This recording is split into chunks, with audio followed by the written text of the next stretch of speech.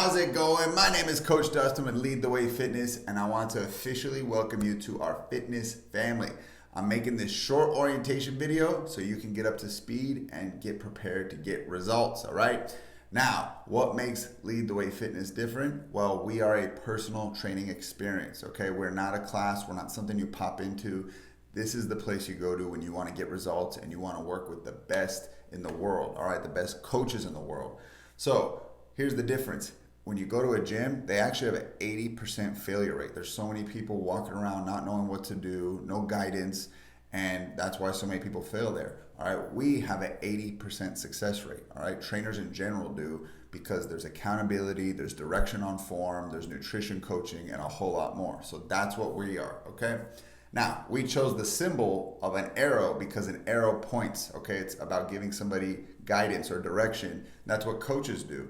And we think of your goals as those bullseyes, right? You shoot an arrow at a bullseye and you get closer and closer to it, all right? That target is your goals, and that's what we're gonna help you to shoot and hit, okay? Now, let's dive into what you need to know, all right? First, let's start with communication. Most problems are rooted in communication. So that's why we want to make sure we have very clear and open communication with you. So we have two ways to communicate with us. We got text and we got phone calls. All right. So they are separate because if you call our text line, it actually doesn't go through. It's a text line only. Okay. And everybody at the facility you train at shares one text line. And so know that, but also always identify who from that team is texting you. Okay. It could be the program coordinator. It could be one of the coaches, but they will always say, hey, this is blank with Lead the Way Fitness, so that you know who you're talking to, okay? Next, save our call line if you ever need to call us and speak about something, and just know, again, those are only gonna be checked during business hours, okay? All right, so again, just save them both and make sure you identify on your phone which one's the text line and which one's the call line so that you can get through to the appropriate channel, all right? Now, on that text line, you have an assigned coach, and they're gonna be texting you every week just to check in on you, see how you're doing, and answer your questions about training, nutrition, recovery, all right? They're your personal assigned coach, okay? Now, understand that they only have certain scheduled office hours. So if you text them at 11 p.m., you're not going to get a response at that time.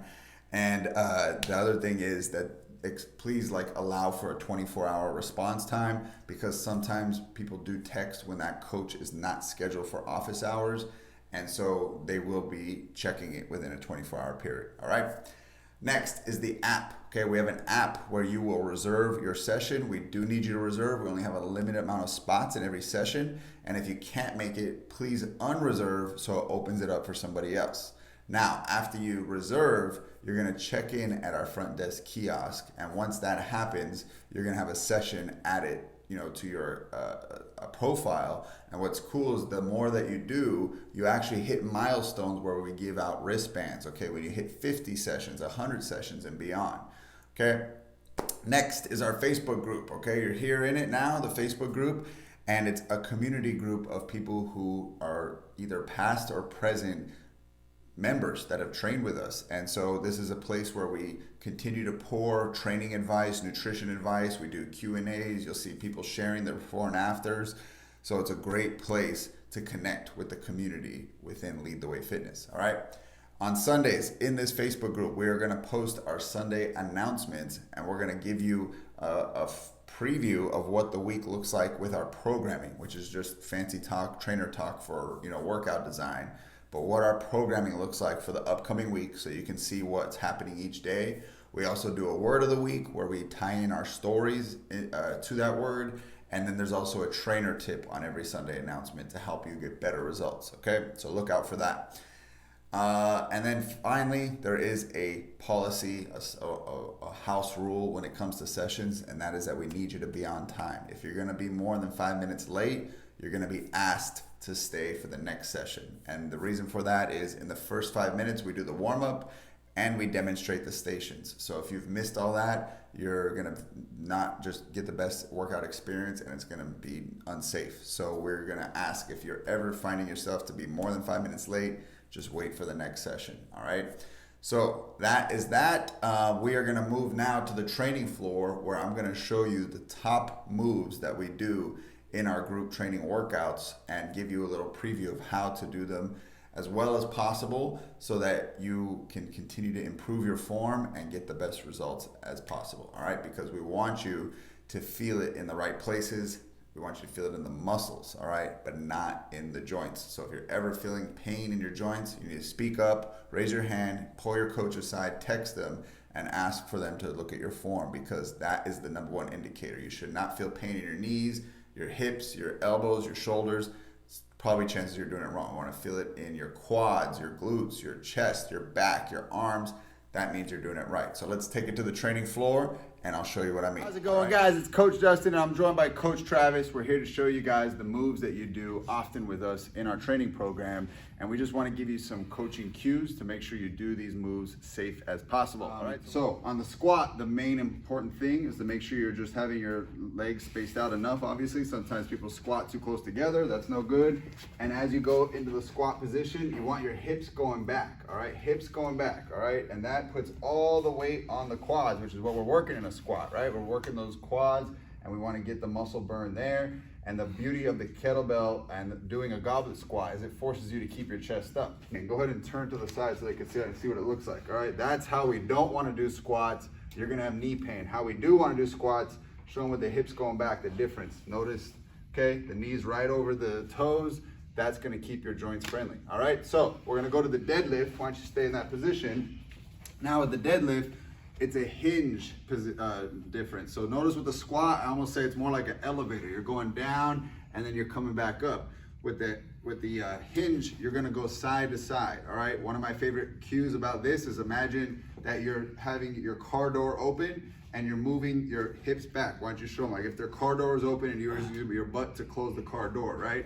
That's how you would do it. So that's a hinging movement. And I know sometimes it's hard for people to grasp that movement versus a squat.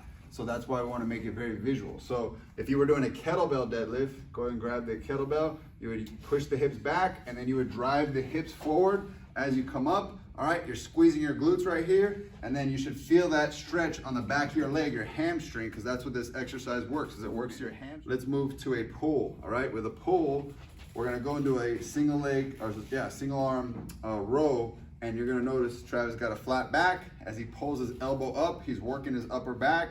Okay, that's how we want a row to look. We want to have nice control, pull with the upper back muscles. That's what's going to help you tone that part of your body. We don't want to see on a row is we don't want to see a rounded back. So why don't you just show them a couple of reps with a rounded back. So you're tucking your chin in, your back is kind of in a rounded fashion and you're rowing, and that's going to hurt your neck and hurt your back, and then like straighten it out.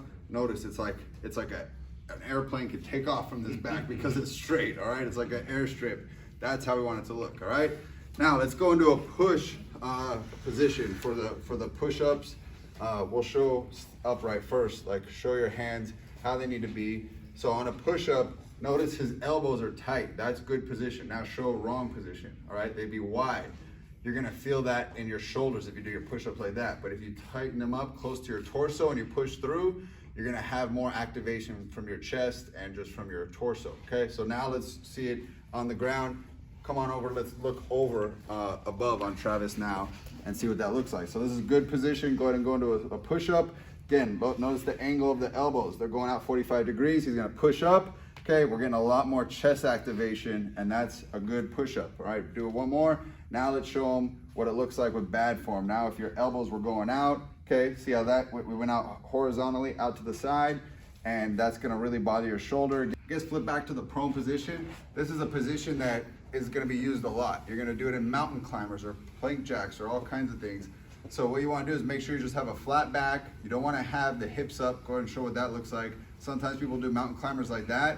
Notice where all the weight is going, right? Down on your shoulders and then down to your wrist. This is where people typically talk about wrist pain, and it's because they're pushing all their weight on their wrists. So get in a nice balanced position with your feet balanced out. Final one we'll show you guys is the lunge, all right? So we're gonna go into a lunge. Travis, go into a reverse lunge, step back. So on a lunge, we're gonna have the knee go right over the hips, okay? So it's a perfect 90-degree angle, and then the front leg is 90-degree angle. A reverse lunge is where you're doing this, but you're alternating your reps. So you go left leg, right leg. That would be like a lunge type of exercise. Now, let's see how it looks doing it incorrectly, where it's gonna cause pain, right? It's gonna be when you lunge and your knees go forward and they're way over the ankle. See that sharp? And even his heel came off. That's gotta be painful, dude, so you can stop that. But then the other one is where actually you'll notice it this way. Yeah, face the camera. Do it correct, or you can start it incorrect. Notice how he kind of looks like he's walking on a tightrope. His feet and his front and back leg are kind of lined up with each other. What we actually want is your feet to stay spaced out even though you're stepping back. That creates that split squat effect and really helps to keep your hips healthy. All right, when you line up your feet front and back, your hips are narrowed in and you're gonna feel that pain in your hips. All right, so that's how you do the lunge correctly. So those are the movements we use a lot. I know that was a mouthful and that was a lot to take in. We'll remind you how to do them correctly, but this is just a crash course on those popular movements. We will see you at your next workout.